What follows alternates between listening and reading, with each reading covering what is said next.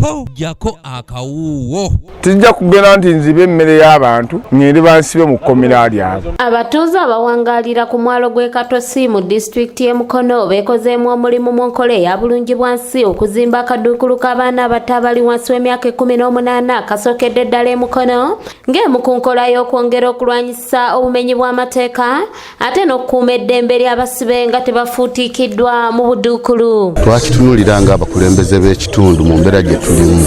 Tuli ku mbeera za nnyanja era tuli bantu ba ku mwalo. Abaana baffe ekyamazima boonoonefu okusinga olw'embeera y'embalama z'ennyanja. Ate ne tutakoma ku baffe bokka, abaana beeyunira nnyo embalama z'ennyanja okuva mu bitundu eby'enjawulo. Katufuna nnyo keesezi z'abaana. Obwo obuwanguzi mbuteeka ku osi waffe aliwo, kuba bangi ababaddewo ne bavaawo nga tebalina kye bakoze. Naye ye mwebaza yadde nti kadukulu kagenda kuba kasiba kuba nze essaawa yaleero nsobola nga nange nina omuntu eyanzizaako omusango nkeetaaga. Akadukulu ko ne bakazimba kubanga era abantu bakyasibwera era balitondera abantu ekkomera buli omu alina eggwanga lye balina ekibakwatako ekkomera lyabwe bamanyi balyezimbidde nga bo.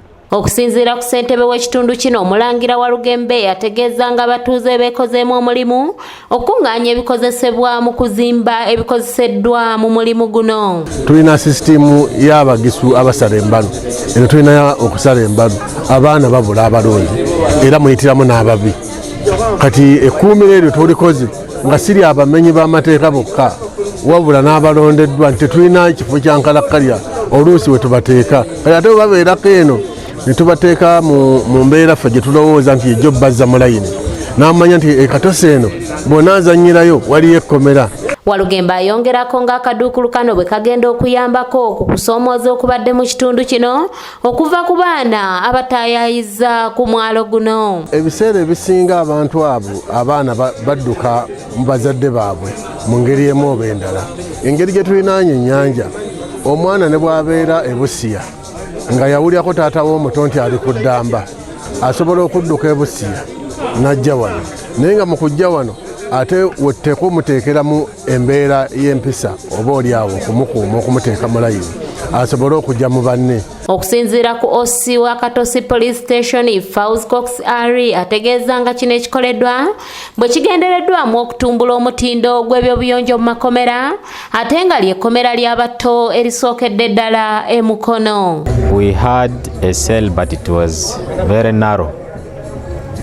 It could not accommodate the daily or the regular number of suspects that we get. So we are forced to make some expansion of the current one.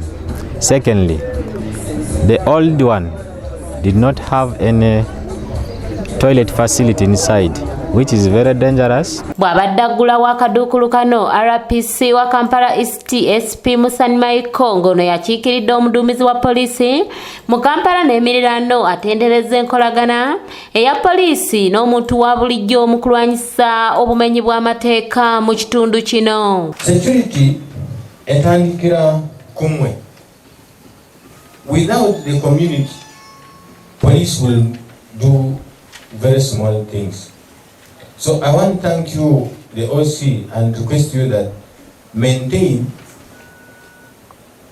to work together with the LDUs, work together with the security committees from the parish, village, and the lower cell. Patirisi Chewalabye yakusakidde eggulire lino ku lwa ABS Television. Omwana ayinza okuva eri bw'ati n'ajja nga kinkakatako nze amulabye mu mukube lwaki oyingira amazzi ogenda kufa. Omuzadde asobola okuva eyo n'akutabukira n'akutwala ne ku poliisi. Wakubye omwana wange omanyi bw'asuula biki naye n'atamanya nti mutaasizza okuba nti abadde agenda kufa.